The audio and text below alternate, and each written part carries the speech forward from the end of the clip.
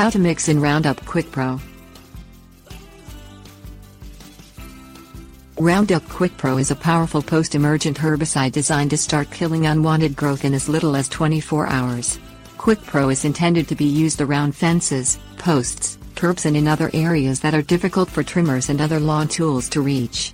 The herbicide is sold in a concentrated form and needs to be mixed with water prior to application. The ratio of QuikPro herbicide to water depends on where the herbicide is being applied. Mix 1.5 ounces of QuikPro with 1 gallon of water before applying the solution to shrubs and flower beds or in the rings surrounding tree trunks. The same ratio should be used when eliminating dense brush and vine growth. Experiment with a mixture of anywhere from 5 to 9 ounces of QuikPro per acre of Bermuda or Bahia grass. Caution should be used as delayed greenup may result if more than 9 ounces of QuikPro per acre is applied. Take care to only apply the QuikPro while the grass is dormant prior to spring greenup. Wait for the QuikPro mixture to dry before allowing pets or people to enter an area that has been treated. Reapply the mixture to any areas of unwanted growth that appear in the days following treatment.